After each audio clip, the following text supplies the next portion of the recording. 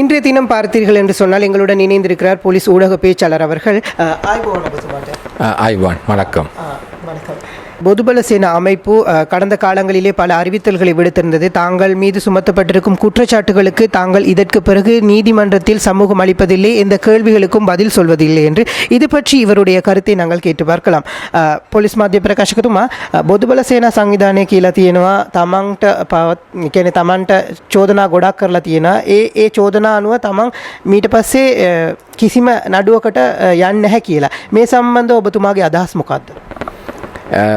පොලිසිය කාටවත් බොරුවට චෝදනා කරන්නේ නැහැ.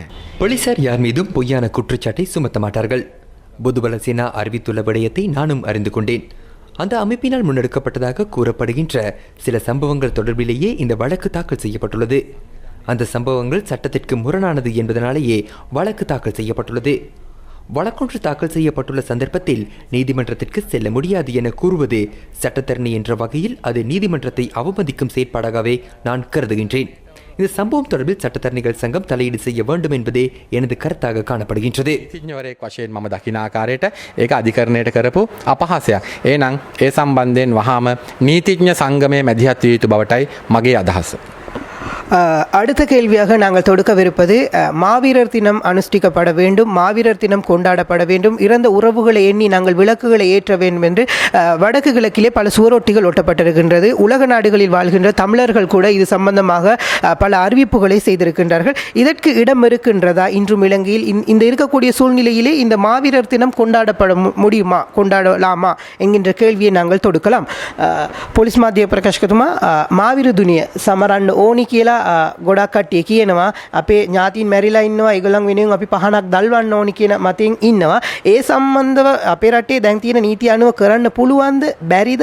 නැත්නම් මේ වගේ දේවල් ප්‍රවර්ධන වැඩසටහන් ගොඩක් කරලා තියෙනවා. අපි දැක්කා පෝස්ටර්ස් එහෙම ගහලා තියෙනවා. මේ සම්බන්ධව ඔබතුමාගේ අදහස් මොකක්ද? වවුනියාව ප්‍රදේශයෙන් දැනට දින කිහිපයකට පෙර ඔය කියන ආකාරයේ පෝස්ටර්ස් කිහිපයක් හමු වුණා අලවලා තියෙද්දි. ත්‍රස්තවාදී සංවිධානයක් තහනම් කරලා තියෙන ත්‍රස්තවාදී සංවිධානය. நீங்கள் கூறுகின்ற விதத்தில் அண்மையில் வவுனியாவில் அவ்வாறான சில துண்டு பிரசுரங்கள் மீட்கப்பட்டன. தடை செய்யப்பட்ட பயங்கரவாத அமைப்பொன்றை நினைவு கூறும் இவ்வாறான துண்டு பிரசுரங்களை ஒட்டுவது இலங்கை சட்டத்தின் பிரகாரம் தடை செய்யப்பட்ட ஒன்றாகும். அது சட்டவிரோதமான செயற்பாடாகும்.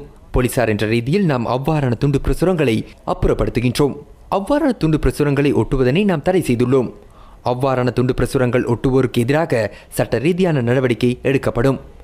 நீங்கள் வினவிய அடுத்த கேள்விக்கான பதில், உயிர் நீத்த ஒருவரை நினைவு கூறி விலக்கேற்றப்படுமாக இருந்தால் அதில் தலையீடு செய்ய முடியாது. இலங்கை சட்டத்திலும் அது தவறாக குறிப்பிடப்படவில்லை. அதற்கும் அப்பாற் சென்று தடை செய்யப்பட்ட பயங்கரவாத அமைப்பொன்றை நினைவு கூர்ந்து அவ்வாறான செயற்பாடொன்று முன்னெடுக்கப்படுமாக இருந்தால் அந்த நடவடிக்கைக்கு நாங்கள் தலையீடு செய்வோம். ஏனெனில் அந்த நடவடிக்கையானது இலங்கை சட்டத்திற்கு முரணானதாகும். ලංකාවේ නීතියට පටහැනි ක්‍රියාවක් වන නිසා.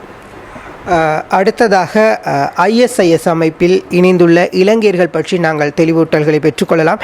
இதுவரையில் 16 பேர் இணைந்திருப்பதாக ஒரு குற்றச்சாட்டு இருக்கின்றது. இது உண்மையா, இல்லை இது பொய்யான விடயமா என்று நாங்கள் கேட்டு தெரிந்து கொள்ளலாம்.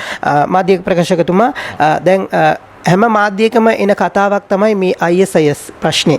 මේ සංවිධානයෙන් ලංකාවෙන් 16 දෙනෙක් මේකට එකතු වෙලා තියෙනවා කියන චෝදනාවක් තියෙනවා. මේක නිකන් චෝදනාවක්ද නැත්නම් මේක බොරුවක්ද නැත්නම් ඇත්තක්ද? මොකද පෞගිය කාලේ සිරියානෝ ඒ ප්‍රහාරයෙන් කෙනෙක් මැරුණා. එයා ලංකාවේ හිටපු කෙනෙක් කියලා කියනවා. මේ සම්බන්ධව ඔබතුමාගේ අදහස් මොකක්ද? නැත්නම් මේක චෝදනාවක්ද නැත්නම් මේ ගැන පරීක්ෂණයක් කරනවද මොනවද කියලා මට පොඩ්ඩක් පොඩි පැහැදිලි කිරීමක් කරන්නකෝ.